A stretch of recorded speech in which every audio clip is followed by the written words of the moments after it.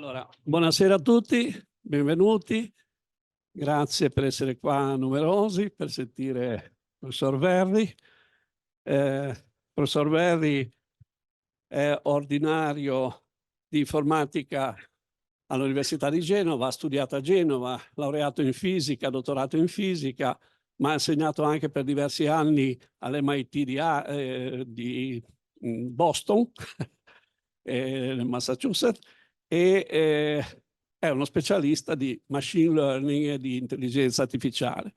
È anche responsabile direttore del centro MALGA, che vuol dire Machine Learning Genoa Center, che raggruppa una serie di specialisti in questo settore che appartengono anche a diverse scuole o facoltà o dipartimenti. Direi che non andiamo oltre. Lascio la parola al professor Verri che ci parla di un punto di vista eretico sull'intelligenza artificiale. Grazie. Grazie Mario. Mi sentite? No, no. Così meglio. Ok. Sì, sì. Ah, questo è obbligatorio. Ok. No, va bene. E poi per... Ok.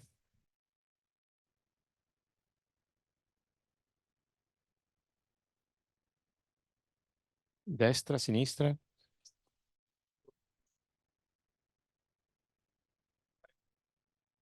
Destra e sinistra? Ok. Ok, buonasera a tutti. Vedo facce che mi fanno paura nell'editorio, che sono vecchi amici, vecchie persone che mi hanno insegnato tante cose. Proverò a, cioè faccio molto volentieri questo intervento e mi sono riproposto di non mostrare neanche una formula, quindi di cercare di rimanere Accademia di Scienze e Lettere, quindi mi rivolgo in particolare, diciamo, alla parte forse più allergica alla matematica.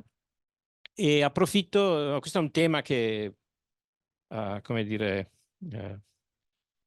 sta raccogliendo molta attenzione come negli ultimi tempi e quindi provo a raccontarvi quello che penso io sul campo. Io, come dico sempre, quando comincio un seminario come questo, io ho cominciato a occuparmi di machine learning quando machine learning non funzionava. E quindi, come dire, ho un pochino di esperienza, soprattutto di sconfitte dal punto di vista applicativo. Un possibile modo di cominciare a parlare è quello di, da un lato, andare a vedere cosa vuol dire intelligenza per noi. Mi ha colpito mentre facevo questa ricerca che c'è una leggera differenza tra la parte italiana e quella anglosassone, a vantaggio il fatto che ci sia scritto knowledge solo nella parte, quindi la conoscenza sia citata solo nella parte anglosassone, mi è sembrata non del tutto irrilevante da osservare. Ma in ogni modo credo che siamo per l'uno o per l'altra piuttosto concordi forse su ritenere intelligente o l'intelligenza questa forma, diciamo, questa capacità di saper fare qualcosa. E dal punto di vista nostro, di persone che lavorano nel campo, forse il punto di partenza è sempre stato quello che viene chiamato il test di Turing. Devo dire, dal mio punto di vista, sarà perché ho cominciato a occuparmi quando machine learning non funzionava, in una versione molto più ristretta, che è quello che si chiama il test di Turing ristretto, cioè la capacità, chi di voi guida una macchina, diciamo di un qualche pregio, credo che potrebbe avere dei sistemi di ausili alla guida, tipo che so, quelli che trovano i pedoni ed evitano come dire, di colpirli, ecco, così. Questi sono sistemi che passano il test di Turing ristretto, certamente lo fanno meglio, cioè non mi è mai capitato e spero che non mi capiterà mai di investire qualcuno, però hanno sicuramente una capacità di evitare incidenti che è molto, molto alta.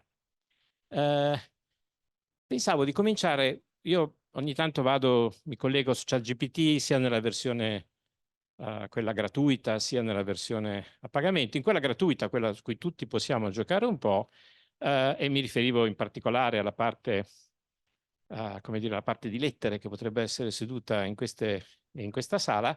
Ogni tanto discuto con mia moglie che insegna lettere alle medie e una delle cose che salta sempre fuori, ma cosa vuol dire essere intelligenti? Ma per esempio sanno fare i riassunti, si può fare un riassunto, è necessario essere consapevoli, capire quello di cui si sta parlando per riassumere un testo.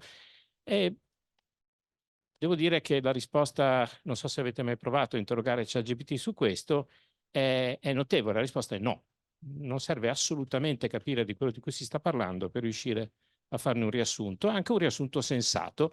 Non vi obbligo a leggere, ma io qui avevo raccontato che facevo la spesa, che dovevo correre a fare qualcos'altro, e a seconda della lunghezza che gli si chiede, ChatGPT nella versione Maffa, si potrebbe dire, i riassunti li fa in modo egregio. Non sto dicendo che farebbe qualunque riassunto bene, non sto dicendo che sempre si possa riassumere qualcosa senza capire quello che si sta leggendo, però questo, dal mio punto di vista, è un dato di partenza empirico che mi deve fare un pochino riflettere. Devo dire, in questi anni, in particolare, mi ha fatto riflettere su quello che mi sembra poter dire essere intelligenti. Ecco. Forse fare i riassunti non è più molto alto nella lista delle cose che metterei tra un'attività, non dico intelligente, ma un'attività che richieda intelligenza. Ed è interessante che non è un'idea particolarmente nuova. John von Neumann, bontà mia, negli anni 40 l'aveva già capito, aveva già sfidato tutti quelli che dicevano ma non è possibile che si costruirà una macchina che sappia fare questo, che sappia pensare in particolare. E John von Neumann diceva, beh, definiscimi bene che cosa vuoi che la macchina non faccia e io ti prometto, adesso non credo che siano esattamente le parole che ha usato, farò vedere che invece sarà possibile riuscire a farlo. E in qualche modo, come dire, l'evoluzione ha dato ragione anche in questo a von Neumann. E questo è un pochino l'inizio dell'intelligenza artificiale. Stiamo parlando degli anni 40, ci sono stati alcuni grandi, come John McCarthy, come Martin Minsky, anche altri che forse sono stati più tangenziali, ma Claude Shannon, che è uno dei miei idoli, è stato coinvolto in questa prima parte dell'intelligenza artificiale, e all'inizio è stata un po' sottostimata, hanno dato un compito a qualche studente, di dottorato estivo, poi hanno scoperto che la cosa era un po' più difficile, si sono messi a lavorare duramente e la cosa è andata avanti per molto tempo, è andata avanti, credo che sia giusto dire, anche se questo non viene quasi mai osservato da nessuno, perché il mondo e la storia spesso, è raccontata da chi vince, non da chi, come dire, da chi esce male. Il mondo si divideva in due grandi, come dire, famiglie. Quella, qualcuno di voi si ricorderà, forse si parlava di sistemi esperti fino a fine anni 80, anni 80, anni 90. In quel caso si parlava di un'intelligenza artificiale che era basata sulla tendenza, il tentativo di costruire dei sistemi che in un qualche modo emulassero il ragionamento e fossero basati su delle conoscenze che venivano preparate, che venivano, per così dire, scritte in modo tale che potessero essere utilizzate da questi sistemi automatici. E poi esisteva, e qui io devo dare un grandissimo personale ringraziamento a uno dei miei mentori, che è Tommy Poggio, che ha cominciato a occuparsi e a credere nella versione che sta a destra, alla vostra destra, sì, che è quella invece che impara da esempi, che è la versione un po', io credo che si possa dire la versione insolente dell'intelligenza artificiale, cioè quella che sia possibile imparare a fare qualcosa emulando qualcuno che già lo sa fare, cercando, per così dire, di essere esposti. Non mi sentite? Protestate se non mi sentite. Oppure no, okay, andate via così lo capisco. Okay? E quello è un esempio di quelli che si chiamano i deep neural networks, adesso sono dappertutto, che sono un'architettura che è in grado che affronta il problema di come risolvere un certo problema da una serie piuttosto nutrita in molti casi di esempi. Adesso andremo un pochino più nel dettaglio di questo. Questi erano i due mondi che si stavano litigando la torta dell'intelligenza artificiale. Questo è dove si era 25 anni fa, nel laboratorio di Tommy. Credo la Daimler-Benz aveva dato un po' di soldi per costruire un sistema che riconoscesse i pedoni. E c'erano degli studenti, in genere ci si accanisce sempre con gli studenti più giovani, erano studenti che dovevano fare, penso fossero nemmeno di master, forse erano bachelor students, che dovevano ritagliare questi rettangolini che vedete di pedoni e non pedoni. Ora, cosa sia un pedone è abbastanza facile, cosa sia un non pedone c'è più libertà. possono essere semafori, ma anche qualunque altra cosa, e con qualche migliaio di immagini di pedoni e non pedoni, questo era quello che si riusciva a ottenere, ovvero un sistema che in tempo semi-reale, quindi con un pochino di aiuto, qualche cosa faceva. La Daimler-Benz ha sputato su questo risultato perché, siccome il metodo è particolarmente, come dire, dispendioso, perché cerca in ogni possibile posizione dell'immagine se c'è o non c'è un pedone. E questo in ogni immagine ne trovava un po'. Chiaramente, o senza chiaramente, non perdeva molti pedoni, però avrebbe fatto frenare il veicolo sempre in qualunque immagine, e quindi la Daimler-Benz non l'ha comprato. In quegli anni io condividevo la stanza, diciamo, di lavoro con Amnon Shashua, che ha avuto qualche intuizione un pochino più bella della mia, e adesso è uno dei signori più ricchi del mondo, e ha capito che si poteva fare di meglio. Ha capito cioè che il principio si poteva migliorare se invece di usare qualche migliaio di immagini se ne fosse usato qualche milione, e se invece di usare un'architettura del tipo di quelle che andavano di moda in quegli anni si fosse andati più profondi, cioè si fossero usati più layer. E In addition to preventing collisions, the system must sense the road at great details, including lane markings, curbs, barriers, obstructions, recognize at large vocabulary. Solo per far vedere che, e già sono 10-15 anni fa, si poteva, per così dire, tranquillamente montarli su una macchina e non frenare quando c'erano dei semafori invece che dei pedoni, per così dire, riconoscendo anche i vari ambiti e i vari oggetti che si possono incontrare nella strada. Allora credo che sia quello che è successo, e quindi che la parte di machine learning ha, per così dire, sbaragliato la concorrenza, e credo che valga la pena chiedersi ma cosa c'è dietro queste tecniche, e questo è quello che mi riprometto di fare in poco tempo, dopo aver detto che i due veri protagonisti, e qui non è che ci voglia molto forse, sono da una parte i dati, i milioni di immagini di pedoni, piuttosto che non so quanti siano, ma i miliardi di parole che troviamo sul web se pensiamo al linguaggio scritto, quindi dei documenti digitalizzati, piuttosto ancora che la musica o le parole che pronunciamo abitualmente.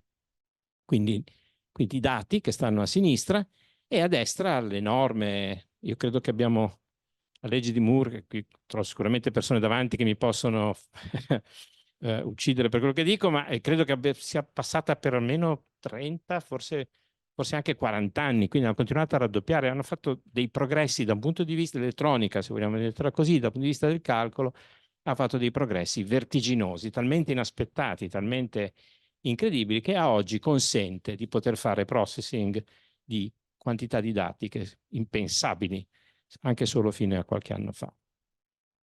E quello che c'è da dire è quasi è quasi imbarazzante, diciamo. C'è una scatola in cui entra qualcosa che si chiama un input ed esce qualcosa che chiamiamo output, e questi sono gli esempi. E quindi un sistema di machine learning impara a dire che cosa ha visto, che cosa ha sentito, che cosa si sta dicendo, semplicemente perché è stato addestrato opportunamente. Vorrei provare a raccontarvi, senza entrare troppo nella tecnica, cercare di provare a dire quali sono i principi fondamentali. E quindi gli esempi cosa sono? Beh, ci sono dei casi in cui gli esperti siamo noi. Quelli lì sono seggiole, quelli sono treni, queste che ho davanti a me sono persone, quindi non abbiamo bisogno di chiamare un esperto per mettere delle etichette a delle immagini o dei frammenti di immagini. Ci sono dei casi in cui gli esperti sono più delicati. Per esempio potrei avere, penso anche ad altri amici in sala, potrebbero essere dei medici che sulla base di esami effettuano una diagnosi, oppure andamento dei mercati azionari. Questo interesserebbe molto in particolare insomma, chi ha a cuore l'idea di aumentare il proprio portafoglio, comprare o vendere un titolo. E ancora ci possono essere situazioni molto più vicine alla vita di tutti i giorni. Magari ci piacerebbe avere un sistema per capire quanto poter mettere in vendita il nostro appartamento, o quanto sia ragionevole o no pagare l'appartamento o una casa che troviamo offerta da qualche parte. E questi sono esempi di cui gli esempi, quindi non so, in input nel primo caso potrebbe esserci un attack, potrebbe esserci un attack agli esami clinici o qualunque altra cosa, e in output il maestro, in questo caso sarebbe il radiologo, che dice questo è un esame da cui si evince che in quella fetta c'è qualcosa che non ci deve essere, piuttosto che va tutto bene. Quindi sono gli esempi da una parte, gli input, e dall'altra gli output, oppure qui ci sono quanti metri sono, quante finestre ci sono, dove è allocato, qual è il piano e così via, e quanto potrebbe essere il valore dell'appartamento. E quello che va a succedere è che a volte si possa, e questa è stata una, devo dire, secondo me l'idea vincente degli ultimi 15 anni, non si può andare a prendere, per quanto siano molto volenterosi e un pochino ricattabili gli studenti, e chiedergli di ritagliare milioni e milioni di immagini. Qualcuno si è accorto che si poteva fare molto anche senza ricattare nessuno. In particolare nel caso del parlato, soprattutto nel caso dello scritto, è venuto in mente di andare a cercare all'interno di frasi che sono state salvate sul nostro computer un sistema, ad estrarre un sistema a predire la parola prima, la parola dopo. È un po' come se io adesso vi dicessi: provate a indovinare che cosa sto per... Okay. Oppure provate a indovinare che cosa sto dire. Però dovete indovinare quella prima e così via.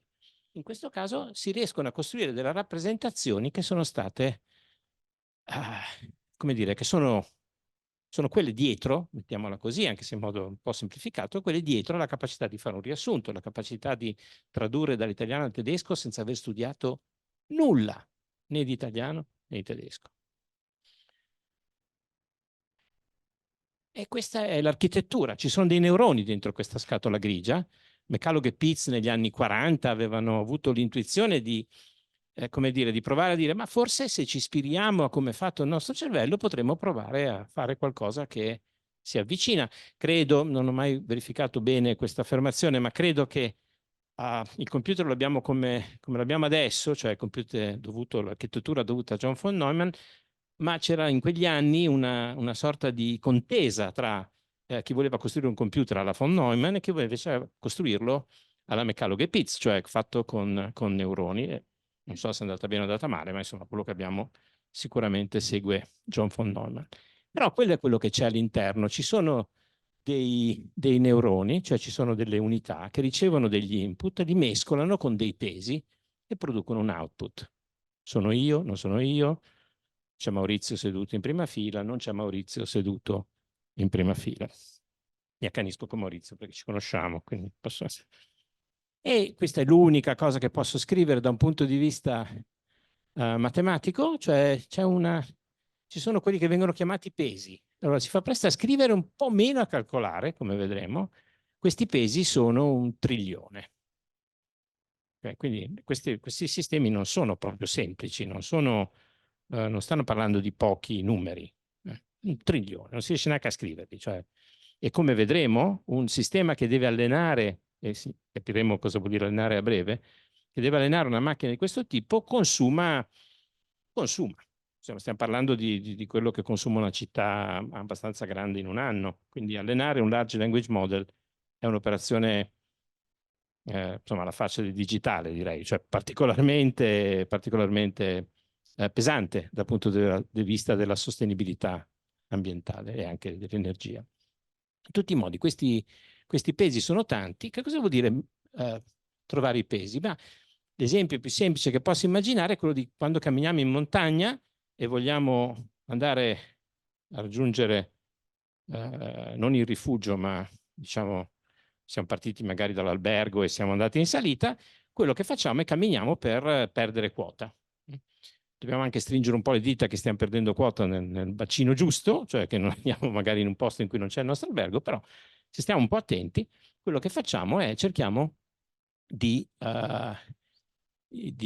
camminare in modo tale da diminuire la nostra quota. E questo vuol dire, questa è la camminata che porta a, fatemi tornare qua, che porta a scegliere un certo W invece che un altro.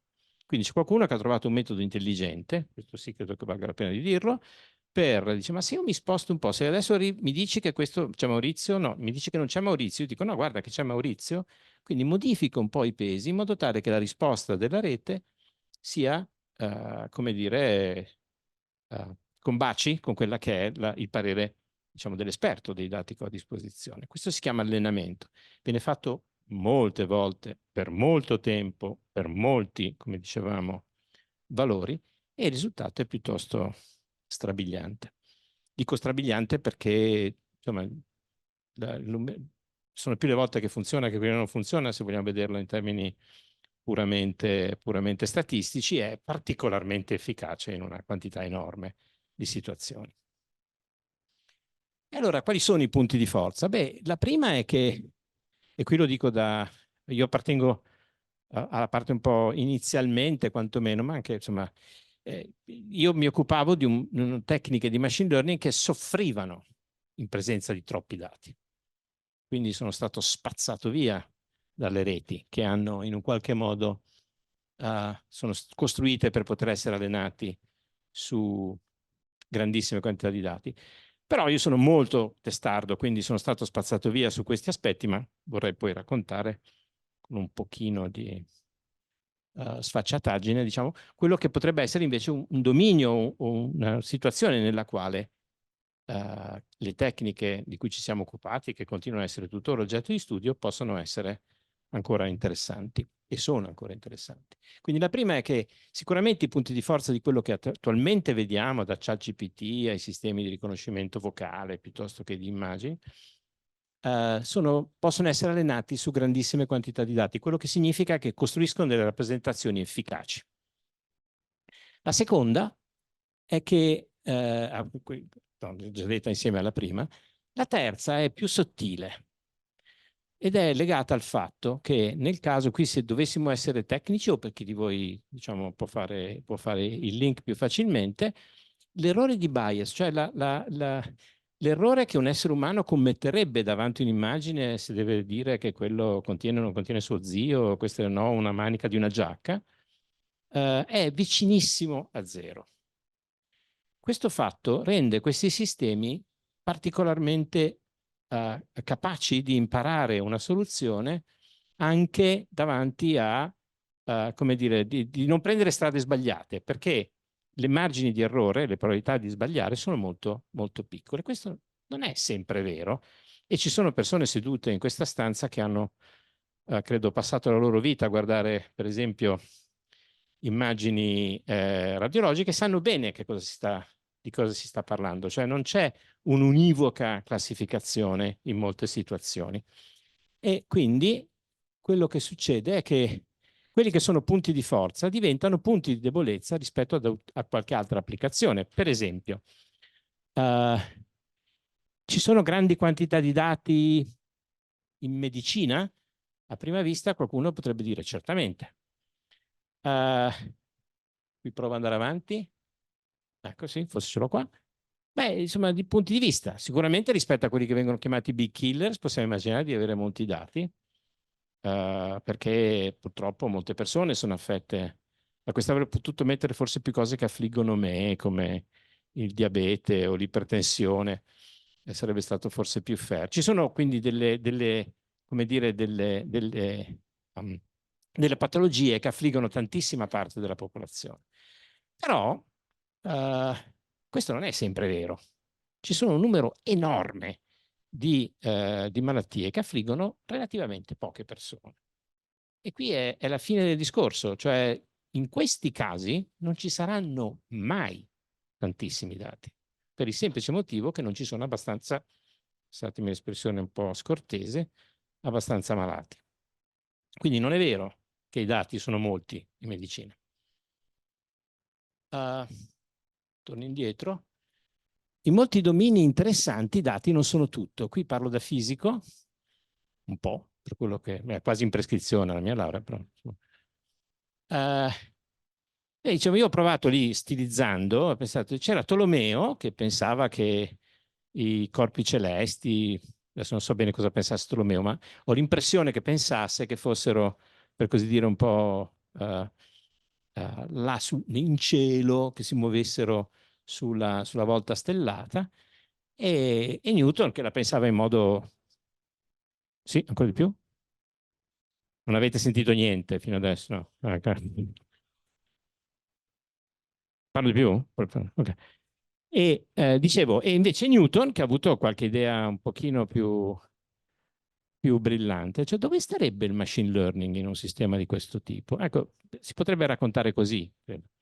Se, e adesso si può fare, facessimo vedere a un sistema di machine learning, potremmo insegnargli da esempi come si muove Giove, come si muove Sirio, come si muove, vedete l'astro che volete, tanto sono tutti identificati o quasi tutti identificati e identificabili, gli diamo una caterva di dati, gli diamo 3 anni di osservazioni e scopriremmo che il machine learning troverebbe, ignorando totalmente la legge di Newton e pensando a qualcosa che non è lontanissimo dai cerchi di Tolomeo, troverebbe un modo di dirci domani la Luna sarà là, domani o tra un'ora Sirio sarà in un altro posto.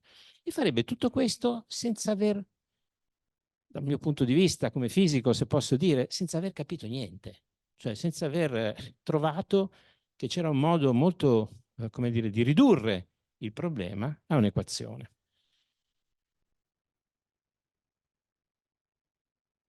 L'ultima, questa è un'altra cosa difficilissima da raccontare, secondo me, ma che in cui tutti siamo piuttosto inclini ad accettare, cioè siamo un po' disposti a pensare che sia possibile fare delle previsioni. Ce l'abbiamo sempre perché le previsioni del tempo sono sbagliate, perché non hanno previsto che c'era un terremoto, non hanno previsto che la borsa sarebbe caduta domani.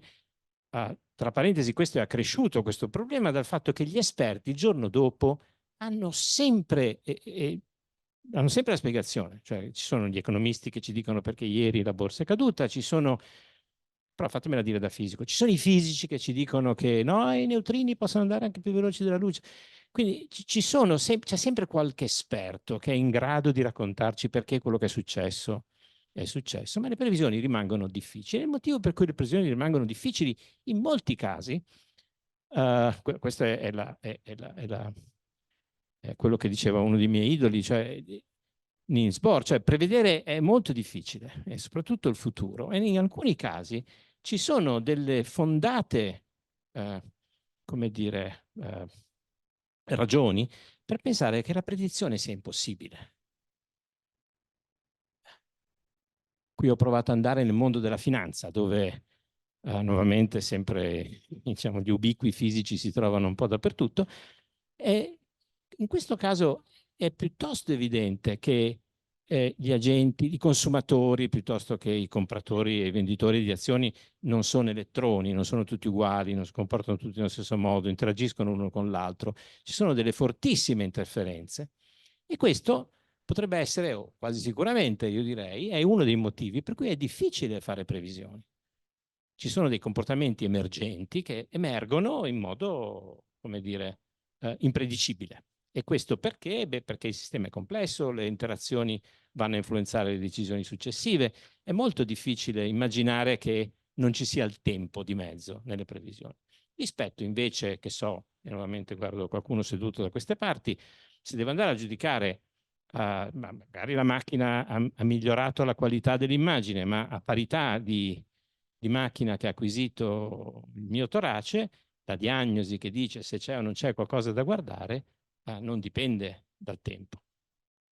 Quindi invece molto spesso noi pretendiamo o pensiamo o ci veniamo convinti che sia possibile disporre di sistemi che saranno in grado di essere predittivi sul futuro, e questo credo che risponda solamente alla nostra incapacità di vivere, cioè, o di pensare che c'è un limite a quanto noi possiamo controllare gli accadimenti della vita. In questa ultima parte, quanto tempo ho, Mario? Più di mezz'ora, quindi abbastanza tempo. Allora, in questa parte, e poi quindi se ho tempo vi annoierei su un pezzo un pochino più tecnico. Dicevo, in questa parte approfitto per giustificare dov'è la mia eresia. Cioè, la mia eresia è perché io sono molto come dire, a disagio con quelli che vengono citati più spesso come i problemi veri che stanno dietro i sistemi di machine learning e intelligenza artificiale, così come noi li stiamo, dico subendo, ma li stiamo imparando a usare di questi tempi. E il primo tema è quello che, diciamo, per chi si occupa di statistica sarebbe la distorsione, e per chi non si occupa di statistica sarebbe, ogni tanto leggiamo c'è una grande protesta perché il sistema di riconoscimento di persone, di volti che è stato messo a punto in Cina è fortemente influenzato dall'etnia cinese, piuttosto che in America è fortemente, come dire, chiaro in termini di colore della pelle, per via del fatto che la stragrande maggioranza delle persone che si occupano di queste cose nell'università sono di etnia caucasica. E l'osservazione che farei è che qui veramente si gioca uno strano gioco, perché i sistemi di machine learning imparano proprio questo fatto, cioè funzionano bene proprio perché sono allenati, hanno imparato a riconoscere determinati voti sulla base di quelli che hanno visto. E nel caso della medicina nessuno protesta per quello.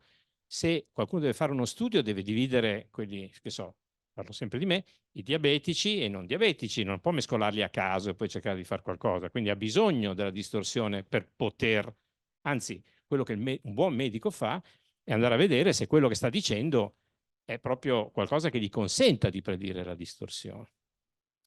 E qui c'è un esempio di come gli esempi che imparano da dati hanno poco da dire su questo, subiscono i dati che mangiano.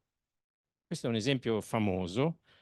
Qui andiamo in lingue che non conosco, ma in finlandese, e qualcosa si può vedere se leggete a sinistra, i finlandesi sono avanti, il pronome è uno solo. Quindi beati loro, cioè il pronome solo, non si sbagliano mai, c'è un pronome solo. Pronome solo, quindi siamo liquidi, qualunque cosa, ma tutto bene. E questa è la traduzione di Google o di qualcos'altro, adesso non lo so. Qualcuno forse può osservare che lui investe, lei fa la lavatrice, lui fa sport, lei tiene con i figli. L'amara verità è che c'è qualcosa di vero in questo, perché più che classista riflette il fatto che la nostra società è fatta così. Ce lo vogliamo dire? Quindi non è un sistema che diciamo che risponde a un pregiudizio. Sono i nostri pregiudizi che sono stati dati in pasto alla macchina. Quindi quello che io contesto, il mio aspetto eretico, se volete, è che non è che noi possiamo pensare di costruire un sistema che mangia dati avendo qualcuno che eticamente dice no, questo è un dato che noi dobbiamo mangiare, questo sì, questo no, questo sì. Cioè, uno, ci metteremo nelle mani di qualcuno che decide se quello che facciamo è, non so come dire, è lecito o non è lecito, etico o non etico, questo ci porterebbe forse indietro nel tempo in mondi in cui non sono sicuro di voler vivere. E il secondo è che questa è l'amara realtà. Noi viviamo in un mondo fatto così. Magari non tutte le società sono ugualmente retrograde, anzi sono sicuro che ce ne sono alcune che stanno meglio di altre, però se il sistema impara dei dati, questo è quello che impara. La seconda cosa che un pochino mi indispone in queste chiacchiere, anche oggi ho letto che il garante per la privacy ha abbacchettato ChatGPT o c'è qualcosa, adesso non mi ricordo cosa deve fare. Quando è venuto Tommy Poggio qualche stanza di fianco, raccontava che il New York Times ha fatto causa a ChatGPT perché ChatGPT ha usato gli articoli del New York Times per allenarsi senza pagare. Posso dire qui, d'altra parte sono eretico e non voglio difendere ChatGPT e peraltro sono come confesso la mia simpatia per il New York Times. Ha ragione ChatGPT, cioè, non c'è nessun motivo. Questi dati non entrano premasticati come se li avesse presi McCarthy, che era il signore che, come dire, ha propugnato un'intelligenza artificiale basata sulla conoscenza. Questi entrano come token all'interno di questi, cioè sono completamente, sarebbe come dire che io vado a chiedere al radiologo che mi ha curato, ma senti, tu hai imparato delle cose, ma quella pancia era la mia. Non funziona così, siete d'accordo? Nessuno avrebbe in mente di dire questo. Quindi quando si parla, ma io ho dato i miei dati a ChatGPT perché gli ho detto chi era, uno, tanto direi quasi alzi la mano chi non pubblica le sue foto quando va in vacanza, io per esempio perché non sono social, però mia moglie lo fa, quindi ci sono anch'io anche se non lo voglio. E quindi le cessioni di riservatezza sono nuovamente un caso molto simile a quello di prima, sono volontarie, dopodiché noi ci in qualche modo ci sentiamo privati della nostra riservatezza perché noi abbiamo pubblicato, senza che ce lo chiedessero, i fatti nostri. E peraltro il vero rischio, quali sono i rischi che corriamo? Due. Il primo è quello di subire delle pubblicità mirate. A me arrivano sempre pubblicità di racchette da ping pong, perché insomma, il secondo, che forse è più sottile, è quello che, diciamo, ci siamo profilati, cioè sanno di noi cose che sono legate all'utilizzo che abbiamo fatto l'ultima volta che ci siamo collegati. Ecco, ma diciamo, forse quello che poi ha fatto più scalpore era Cambridge Analytica, cioè il fatto che sia stato possibile mandare a un gruppo di persone orientato politicamente in un certo modo un messaggio che li convincesse ad andare a votare per quella parte. Ovviamente, se ci pensate, questo, o perlomeno questa è la mia vista, non è un pericolo, cioè, diciamo, il fatto che sia possibile attraverso un megafono come quello dei social raggiungere un gruppo di persone che ha voluto essere identificato in un certo modo, ci deve solo far riflettere sul fatto che siamo, diciamo, in una società che si è evoluta in una direzione che forse qualche rischio ce l'ha, ma che non è legato, i rischi non sono legati all'uso dei social, sono legati al fatto che le persone hanno rinunciato in un qualche modo a essere critici rispetto alle cose che leggono e alle cose che capiscono. E su questo per me dare la colpa a ChatGPT piuttosto che a qualunque altro, a Facebook, a chi volete, è veramente bizzarro. Cioè io nuovamente punterei il dito contro me stesso se dovessi scegliere, non dico un colpevole, ma un responsabile. Questa l'avevo già citata, e questo è un altro punto molto importante. I large language model in particolare, ma anche nel caso della computer vision, l'apprendimento di queste reti è particolarmente dispendioso da un punto di vista energetico. E quindi vale la pena investire per trovare modi, diciamo, di non essere così spreconi. Un po' di pubblicità a progresso nel nostro laboratorio, che per inciso, ti ringrazio la promozione ma non dirigo, uno degli ERC recipient che abbiamo, che è Lorenzo Rosasco, il suo ERC è proprio legato come dire, alla possibilità di sviluppare degli algoritmi che siano da laptop, non richiedano grossi investimenti e grosse spese energetiche. Da ultimo, la cosa che mi sorprende un po' di più è che non si parli abbastanza dell'unico vero, non chiamerei rischio perché è già tra noi, ma l'unica vera cosa, se noi ci preoccupiamo del fatto che qualcuno ha dato dei soldi a qualcun altro perché ha ricevuto un SMS in cui c'era scritto mamma ho cambiato telefono, ma siamo veramente, diciamo, non sappiamo quello che, non sappiamo quello che stiamo dicendo, ma non sappiamo cosa sta succedendo nel mondo, nel senso che tra un po' ci sarà, anzi sicuramente è già possibile che ci sia qualcuno che si collega a mia mamma dicendo sono Ale, ciao mamma, come stai? Comincia a parlare con lei. Fortunatamente mia madre si rifiuta di usare Zoom, però questo si può già fare e se adesso è possibile forse trovare qualche modo per sgamare il sistema che è malizioso, io se devo fare una previsione, penso di essere ancora, come dire, se non mi succedono cose strane, penso di essere ancora in giro nel momento in cui qualcuno avrà il proprio conto in banca che è completamente svaligiato perché si collegherà a un avatar parlando come lui, fatto come lui, al funzionario di banca con cui abbiamo una relazione e che dirà trasferiscimi i soldi alle Cayman o quello che è, insomma, questo è già adesso è possibile. Ovviamente ci si può proteggere, se però c'è qualcuno che crolla con gli SMS non oso immaginare come si possa difendere da qualcosa del genere.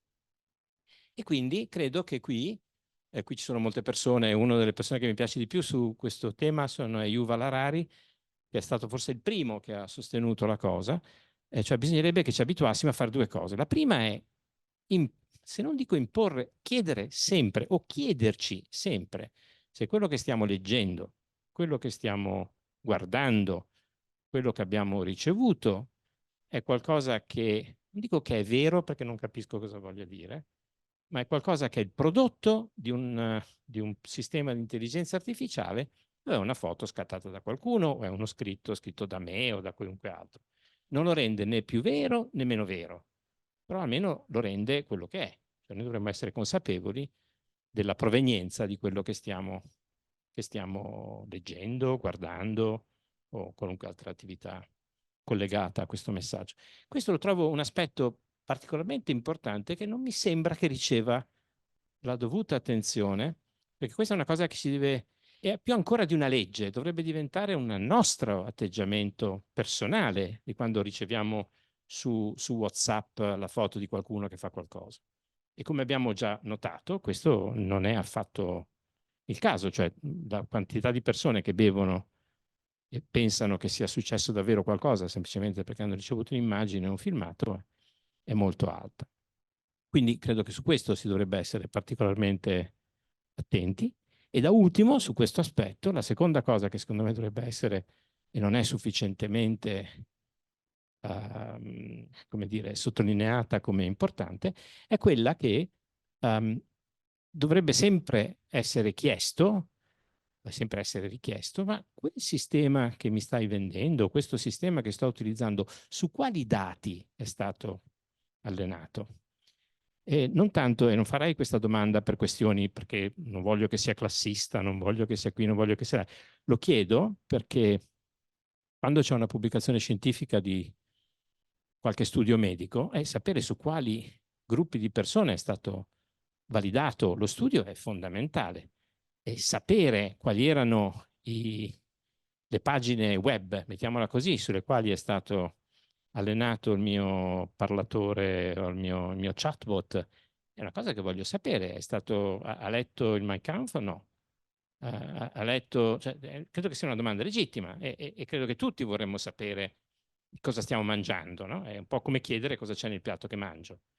Non trovo che ci sia sufficiente, come dire, consapevolezza da parte delle persone che questa è la prima domanda che dovremmo fare, più ancora se sta usando correttamente i miei dati che tanto verranno tritati all'interno di un oggetto che ha letto trilioni di pagine, quindi anche se ha letto che Alessandro Verri è nato e vive in via Livorno, cioè non gliene frega, tanto non gliene importa niente a nessuno, e poi verrebbe comunque tritato.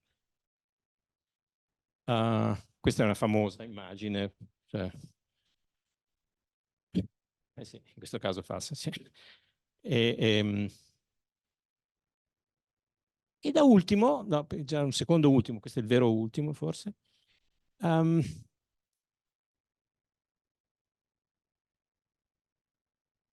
avevo già raccontato, si ricollega a quella che si chiama la trasparenza ed è quello che mi consente, o diciamo per il quale diciamo, io credo che ci sia ancora spazio per un'attività un po' di nicchia, se volete, ma all'interno del nostro laboratorio siamo quasi tutti di nicchia, che sicuramente si occupa di intelligenza artificiale, sicuramente si occupa di applicazioni dell'intelligenza artificiale, ma che lo fa avendo come dire, un occhio molto di riguardo verso, fatemi dire, i fondamenti sia matematici sia computazionali informatici dell'intelligenza artificiale.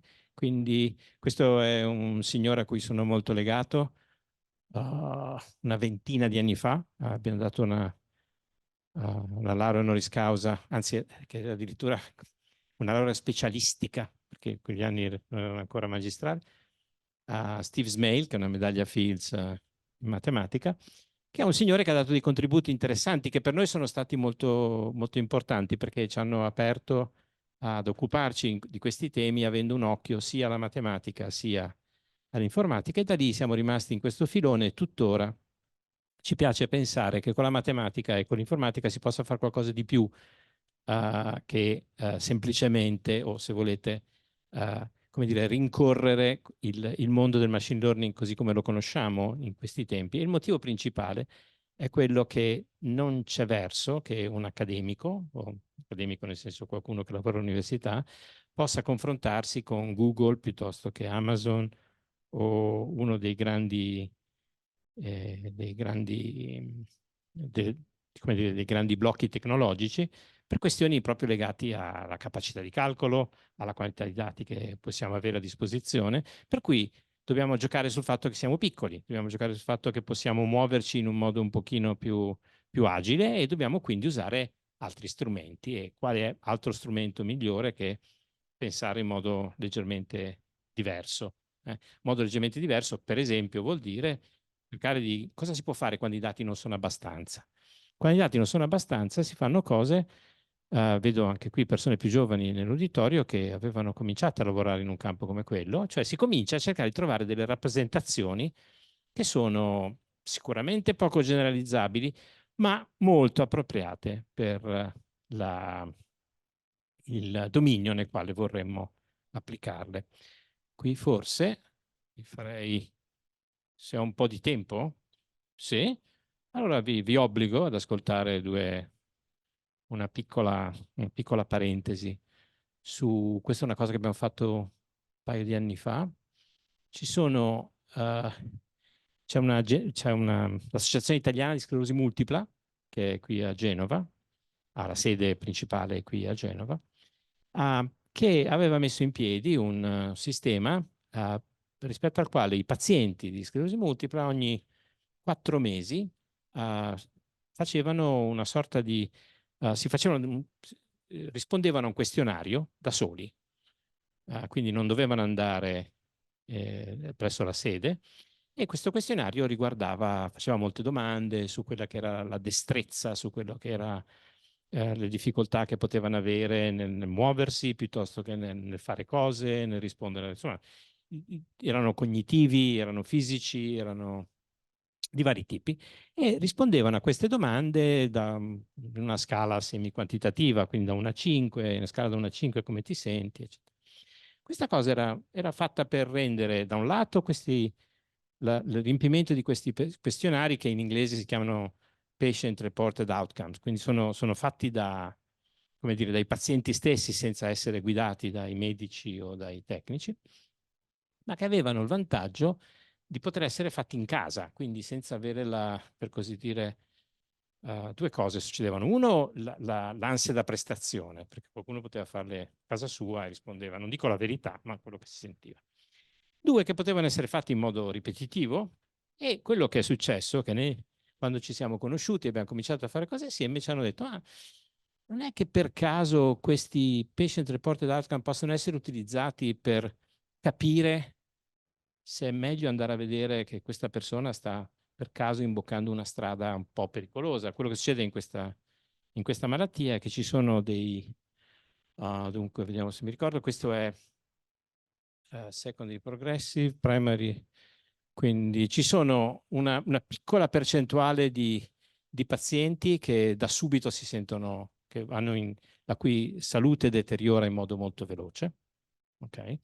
E ci hanno chiesto di concentrarci su invece queste 2 classi, che sono relapsing remitting e secondary progressive, che sono le 2 situazioni più, come dire, sulle quali si può fare qualcosa dal punto di vista della sclerosi multipla, in particolare perché? Perché i pazienti che sono in relapsing remitting sono quelli che hanno delle crisi, perdono localmente, magari anche se non completamente, in modo importante, l'uso di alcuni arti, piuttosto che hanno delle difficoltà a fare alcune cose, e nello stesso tempo quando recuperano, magari non recuperano esattamente come erano prima, però recuperano una buona qualità di vita.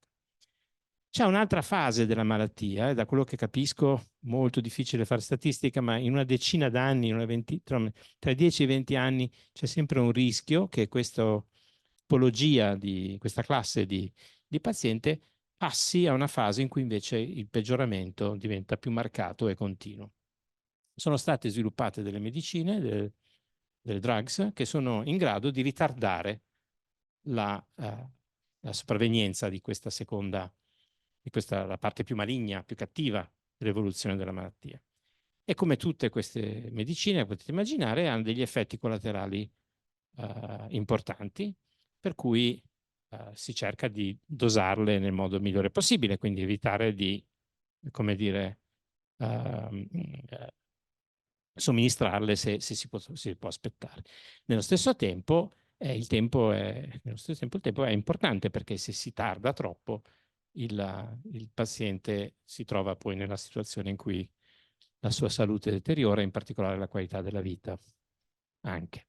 Allora ci hanno chiesto, ma possiamo provare a correlare le due cose? Cioè, esistono dei sistemi di machine learning che siano in grado di dirci qualcosa? E in particolare ci siamo occupati, possiamo utilizzare i report dei pazienti per fare una predizione di c'è qualcosa nel report di questo paziente rispetto al report che aveva consegnato 4 mesi fa che mi fa pensare che potrebbe transire, che potrebbe andare in una direzione che non è quella giusta.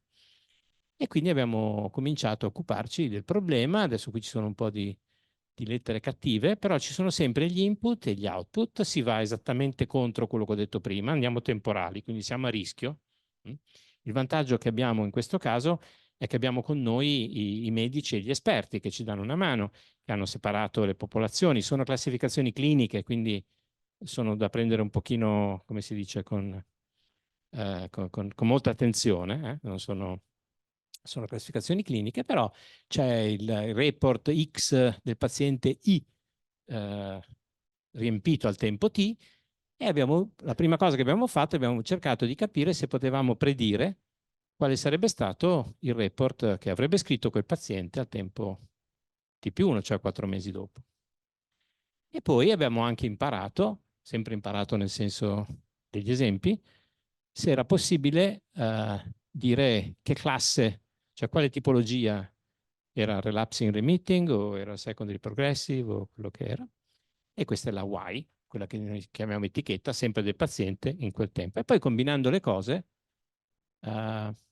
si riescono, combinando le cose si riesce al tempo T a fare una previsione di quello che sarebbe l'etichetta, cioè la classe a cui appartiene quel paziente, che non ha ancora. È la previsione di quello che sarebbe successo se avessimo a disposizione il report compilato 4 mesi successivi. Quindi si può dire 4 mesi prima al medico: guarda che questo paziente potrebbe trovarsi in quella condizione tra 4 mesi. Quanto bene funziona, quanto bene non funziona, queste sono le cose che abbiamo ottenuto. Abbiamo usato le reti ovviamente, ma abbiamo usato anche i sistemi che a noi piacciono un po' di più, perché da un punto di vista matematico sono un pochino più controllabili, e quello che abbiamo ottenuto è che questi sono i numeri che si possono leggere, non facciamo il 100%, però sono dei numeri interessanti che fanno dire che, insomma, si possono allargare un pochino le forbici e far sì che un certo numero di pazienti vengano richiamati perché potrebbero essere considerati a rischio, e quindi magari gli si fa una risonanza in più, si cerca di capire cosa si può fare, se è veramente vero che stanno per caso andando in una situazione di deterioramento della loro salute, e questo potrebbe da un lato essere più efficiente che farlo con tutti, e dall'altro consentire di avere una lettura, da ultimo, di quelle che sono le migliori domande da fare per capire se c'è o non c'è una transizione. E questo viene ottenuto attraverso delle tecniche che non sono reti neurali, su cui non mi voglio dilungare, ma che sono quelle che diciamo, sono un po' la mia passione, perché sono trasparenti by design, cioè sono costruite per poter andare a dialogare con un medico, ad esempio, e cercare di capire quali siano effettivamente le domande a cui era meglio rispondere. Uno dei vantaggi grandi dell'intelligenza artificiale come conosciamo adesso è che queste reti sono dei bisogni che comportano benissimo nelle applicazioni che abbiamo citato, ma che sono particolarmente opache, cioè sono nere come la pece, non si può capire che cosa stanno pensando, cosa stanno facendo, ma semplicemente si può usufruire dei loro servigi. Ecco. In questo caso è possibile invece avere una vista anche dentro alla macchina, e quindi è possibile tornare in questo caso dal medico, in qualche altro caso da chi sta facendo un motore, deve capire se deve portarlo a fare manutenzione o no, e gli si dà delle informazioni su quali sono i numeri da guardare, le misure da osservare. Forse basta? Io fermerei qui. Grazie.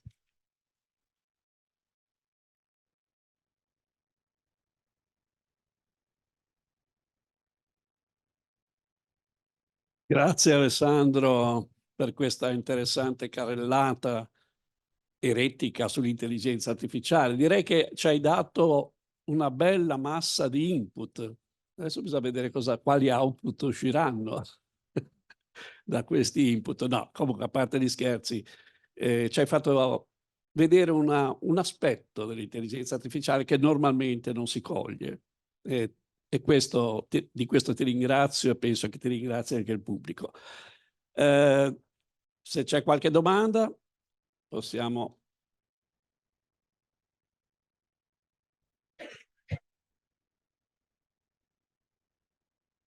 Tanto voglio ringraziare per aver rimesso in funzione il mio cervello anche momentaneamente, insomma, tutta cosa molto utile. Tanto presento un attimo, sono un ex ingegnere, nel senso che è una laurea che ormai in scadenza, se non è scaduta da una cinquantina d'anni. Però, se un altro ricordo abbastanza bene come era l'informatica di quell'epoca, di 50 anni fa. Si parlava di database, si parlava di sistemi esperti, si parlava di controllo di processo autodativo, in feedback and feed forward. Insomma, c'era già molta cosa, e di ricerca operativa, dato ho fatto una tesi di ricerca operativa. Quindi, quello che vedo adesso, per quanto riesco a capirlo, evidentemente devo aver perso molto tempo a fare altre cose, mi sembra semplicemente un'evoluzione di quel mondo dovuta a due fattori prevedibili in qualche modo. La legge di Moore, per cui oggi abbiamo delle macchine che non sono paragonabili a quelle di quell'epoca. Quando ho fatto la tesi io a Genova, all'Università di Genova, c'era un calcolatore al centro di calcolo, si andava con dei pacchi di schede Hollerith così, e alla fine della giornata si mettevano lì la mattina, poi pomeriggio usciva il tabulato con un errore e si cominciava da capo il giorno dopo, per capirci. E insomma, al Ministero della Difesa, dove ho fatto servizio militare come soldato semplice, perché conoscevo il Fortran, c'era un IBM 360 e una stanza grande come questa di macchinette che servivano a bucare le schede Hollerith, piena di ragazzine che una batteva le schede per bucarle, l'altra le riprendeva e ribatteva le stesse cose per fare la verifica, tanto per capirci.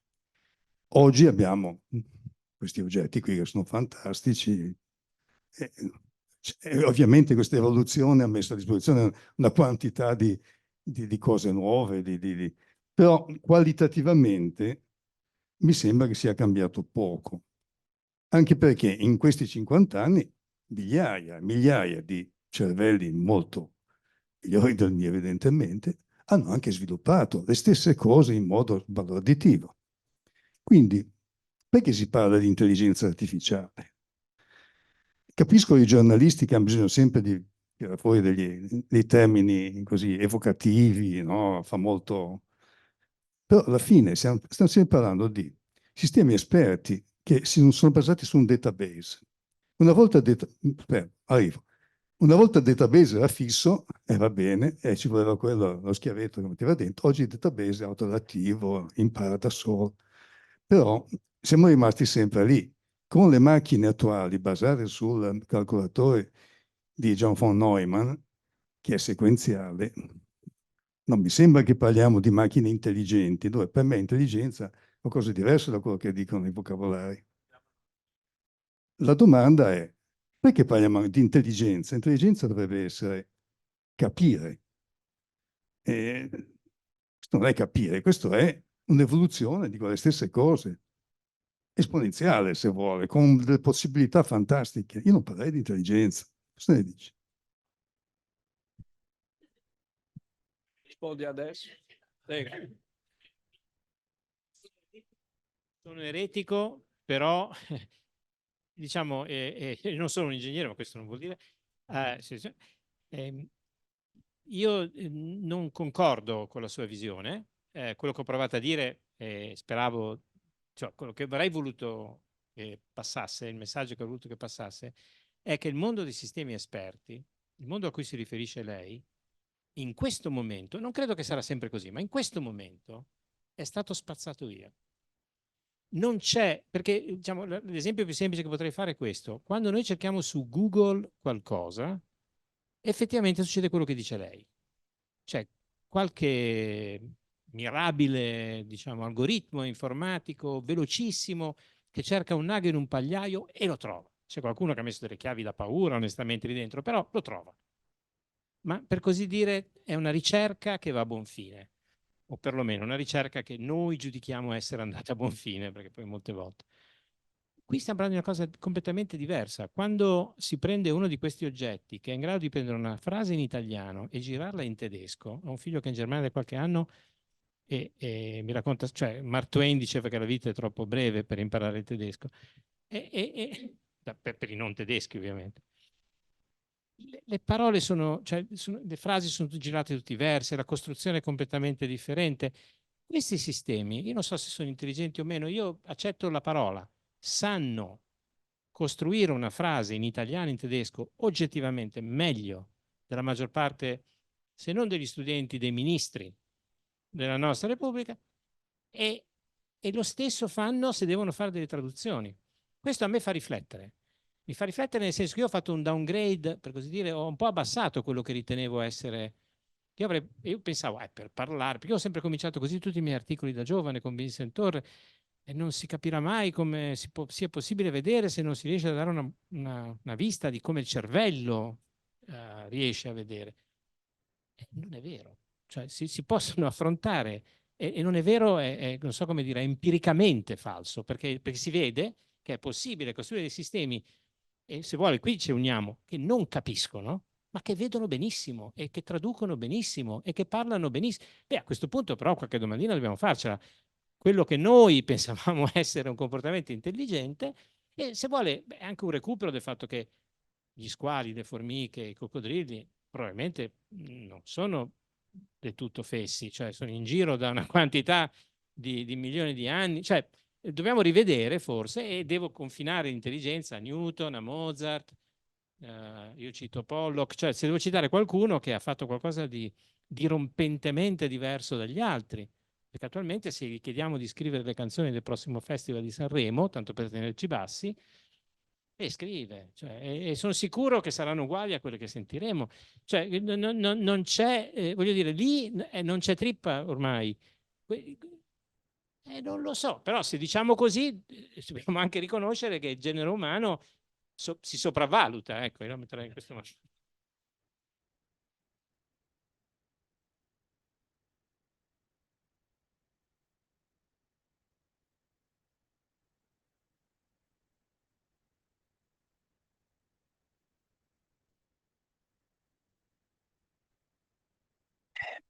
L'età mia dice che ho fatto le stesse esperienze del precedente questuante, ma io mi rivolgo a un'altra delle tue, come dire, provocazioni o sollecitazioni o inviti che riguardano le fake news.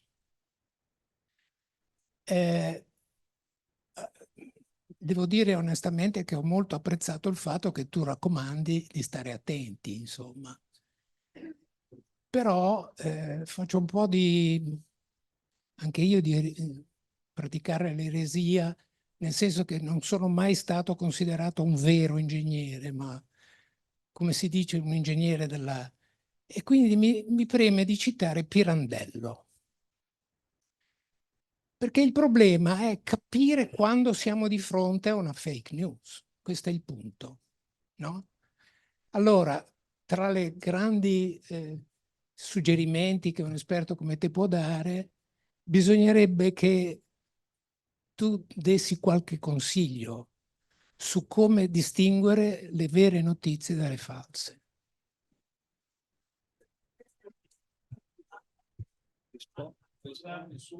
Pensavo fossi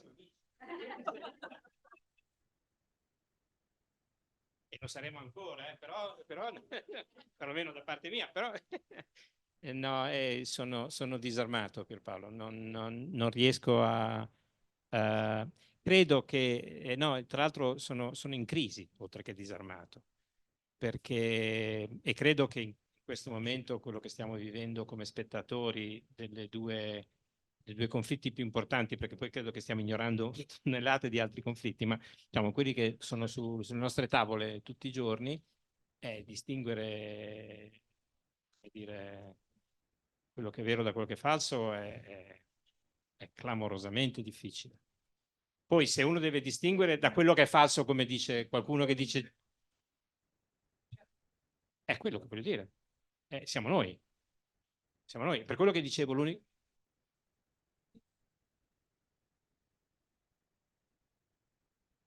Su quello sono totalmente d'accordo ed è quello che dico. L'unico consiglio, raccomandazione che il primo che l'ho sentito, da cui ho sentito fare è Yuval Harari, ha detto scriviamo, chiediamo a tutti, o obblighiamo, in Italia sicuramente si farebbe una legge, ma insomma chiediamo a tutti di scrivere in fondo all'articolo, pubblicare in calce al filmato o qualunque altra cosa, l'ho fatto io o me l'ha fatto ChatGPT.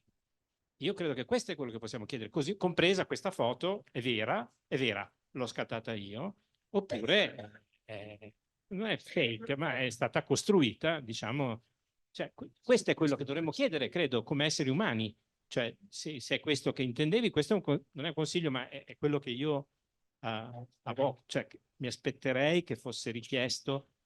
Oggettivamente alle leggi credo poco in questo campo, perché andare a inseguire quello che succede su WhatsApp, insomma, non finiamo più, cioè, dovrebbe diventare una nostra abitudine, cioè, ma senti, ma questa cosa che mi hai spedito, poi sono dei casi in cui è facile, no, capire che è stata costruita, ma adesso diventerà sempre più difficile capire qualcosa.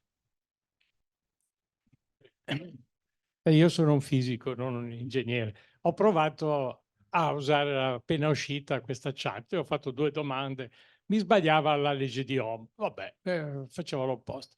A questo punto mi sono ricordato che al liceo avevo un amico, chiamava Braccone, Gianni, che arrivava al mattino e diceva: cosa c'è stamattina? Cicerone. Allora il professore che conosceva fa: Braccone. Lui arrivava e cominciava a annaspare Cicerone già dai tempi. Ecco, mi rispondeva così la chat. Poi però ha imparato, mi ha fatto la legge di Ohm giusta e così via. Ecco, solo un'esperienza privata. Ho sceso di livello, però ho provato, funziona. Grazie. Concordo. Lorenzo. Alessandro, senti, nell'ultima parte della tua presentazione hai parlato, diciamo, di un approccio più matematico, informatico, un problema sul quale non potevi utilizzare molti dati, come si fa. Ma mi viene, diciamo, proprio naturale una domanda di carattere ancora più generale. Ho sentito dire in giro da qualcuno che molti algoritmi che si riferiscono all'intelligenza artificiale si fanno delle prove, si fanno dei tentativi, alcuni vanno a buon fine, altri non vanno a buon fine. Questo vuol dire c'è niente di strano, abbastanza normale. Ma la conclusione sarebbe che manca di fatto una base matematica solida che sia soggiacente a tutta la struttura. Se questo è vero, tanto te lo chiedo, ma soprattutto sarebbe veramente affascinante perché andrebbe poi tutto anche nel senso delle ultime cose che hai detto. Tu l'hai detto per una nicchia un po' ristretta, ma se ci fosse un discorso così più generale di base matematica, un pochettino come quando a un certo punto sono state costruite le leggi della termodinamica, hanno dato una base per poter capire tanti fenomeni che si conoscevano già prima. Adesso si conoscono tanti fenomeni dell'intelligenza artificiale, ma potremmo essere nella stessa situazione e ci manca una base per capirli nel suo complesso. Dico bene o dico cose strane? No, la base in effetti c'è, ti direi, e non è semplicissimo poter andare a verificare alcune delle cose che si dicono, perché la base che affonda le sue radici nella probabilità e in parte nella statistica, ma soprattutto nella probabilità, ti dice che se tu fossi onnisciente, potessi vedere tutti i dati che, come dire, potrebbero essere raccolti riguardo a quell'applicazione a cui stai pensando, potresti calcolare quanto bene potresti comportarti, non diversamente Il mio esempio più semplice che faccio sempre a lezione è quello, supponiamo di avere una moneta tarocca, farlocca, una moneta che dà l'80% testa, 20% croce. E supponiamo di scommettere dei soldi su se verrà testa o se verrà croce, e se voi giocate, dopo un po', se ci pensate un po', quando io tiro la moneta, voi su cosa scommettereste? Su testa o croce? Se è testa è l'80%. C'è qualcuno che scommette croce? No. E se continuiamo, se sì, va a perdere. E la cosa, se volete, buffa, ma non per i matematici, diciamo per quanto riguarda matematica, è che se io dico sempre testa, alla lunga vincerò l'80% delle volte e perderò il 20% delle volte. Ma se cambio idea, se faccio come mia nonna che si sognava 37, gioca, perdo di più. Cioè se cambio idea, perdo più spesso. Quindi questo nel machine learning lo si sa fare bene, è una delle poche cose che si sa fare, se si è, come dire, se si aderisce al protocollo in modo sacerdotale, se non si guarda, se non si sbirciano i dati che devono dare quanto bene si sta comportando il mio algoritmo. Alla base, in questo senso ce l'hai, è difficile da scardinare quando i dati sono pochi, perché non riesci a accedere alla, come dire, al risultato asintotico, quindi hai dei dati che ballano su numeri piccoli. Quindi c'è uno statistico famoso, che Stuart Miller, che dice che Stuart, non mi ricordo più il cognome, la barba, vecchi, mi appello al quinto emendamento. Vabbè, questo statistico Stuart Gimman, che diceva il vero problema non è mandare n all'infinito, nel caso del ma è mandare n a 1. Cioè bisognerebbe capire cosa succede con i numeri molto piccoli, e questo è molto difficile, ma questo è proprio il campo nel quale penso valga la pena investire ancora. Volevo prima di tutto ringraziare, perché è stata una conferenza bellissima e stimolante. E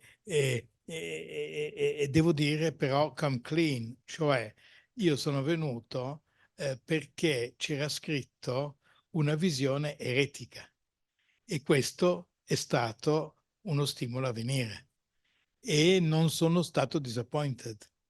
E allora mi sono chiesto, siccome anch'io uso ChatGPT, perché ho visto che quando faccio un seminario su un argomento altamente specializzato di una malattia ultra rara, prima gli faccio vedere 2 o 3 slide da ChatGPT e poi gli dico, beh, adesso parliamo sul serio.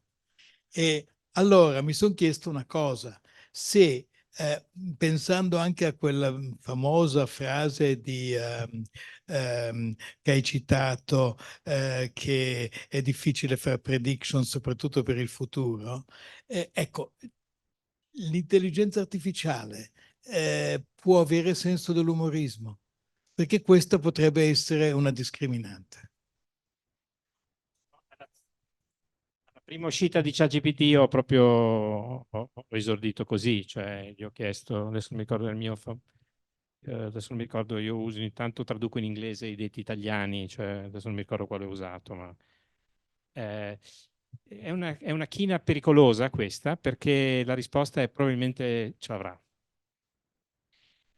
Perché ce l'ha già. Io l'unico che ho trovato, ma perché se si studia un po' meglio, cosa che non viene fatta a sufficienza, come funziona?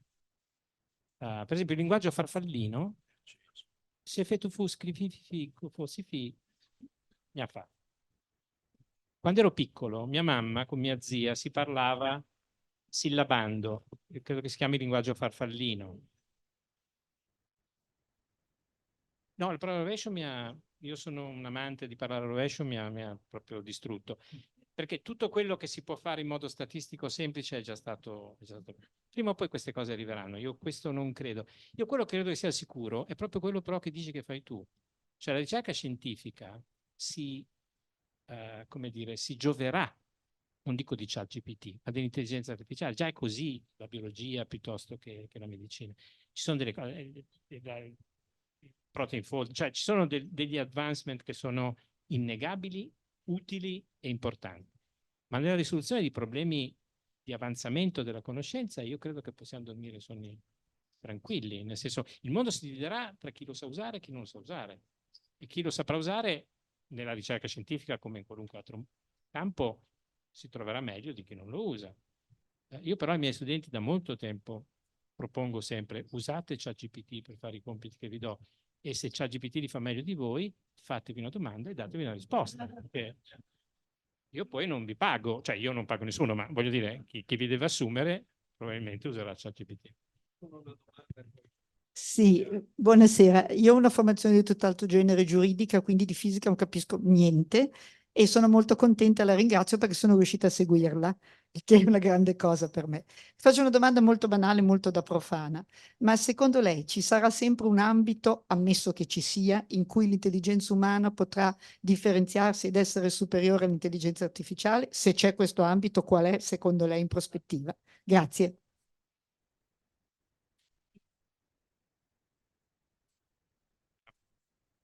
No, non saprei, diciamo, è pericoloso mettere, cioè io sono con von Neumann, se definiamo bene quello che secondo noi non succederà mai, è molto possibile che succederà. Quindi questo non penso che... Io quello che non credo è che in questo paradigma che per me è un paradigma di quello che in inglese chiamerebbero gossiping, cioè l'ho un po' sentito, l'ho masticato, lo ritiro fuori, perché poi è questo che l'intelligenza, se la raccontassero così, l'AI generativa non se la fiderebbe nessuno, ma questo è quello che fa. Io non credo che ci sia spazio per il momento per le novità dirompenti. Questo io non credo, quelle che, cioè, per quello che dicevo, la ricerca scientifica forse è un pochino più al riparo, ma in qualunque lavoro questo è vero, perché qualcuno che trova come poter fare in modo diverso una cosa che aveva sempre fatto in un qualche modo, credo che non vedo perché dovrebbe essere o temere di essere superato. E le chiacchiere stanno a zero, come si dice, secondo me, sulle operazioni che richiedono meno intelligenza di quello che noi ci attribuiamo. E la mia scoperta, dopo aver dialogato a lungo con ChatGPT, è che mi sono sopravvalutato per molto tempo, in molti aspetti della mia vita, fisica compresa, perché concordo, cioè gli esercizi di fisica 1, ma sono andato anche un po' più su, sulla matematica ancora un po' moffo, però bisogna anche dire che forse non ha ancora letto tutte le cose che doveva leggere, quindi credo che nessuno sia al riparo dalla tempesta, però invece lo vedo come un modo di poter, non dico occuparsi di cose più interessanti, perché credo che ci sia un limite a quanto possono essere interessanti le cose di cui si occupano 8 miliardi di persone, però sarà un mondo in cui avremo tempo forse per fare dell'altro. Bene, grazie. Possiamo concludere. Concludiamo ancora ringraziando il professor Verri. Alessandro ha fatto riferimento ad altri organismi viventi. Se pensiamo all'ape, l'ape è intelligente, ha un'intelligenza che è superiore, credo, alla nostra. Il problema che riguarda soprattutto la specie umana e riguarda l'ambito dell'onestà intellettuale. Cioè chi mette i dati o chi elabora questi dati poi deve avere un certo comportamento etico corretto. Grazie a tutti. Vi ricordo che giovedì prossimo alle 17 ci sarà la conferenza di Paolo Mazzarello che parlerà di Camillo Golgi e l'origine delle neuroscienze. Arrivederci, grazie.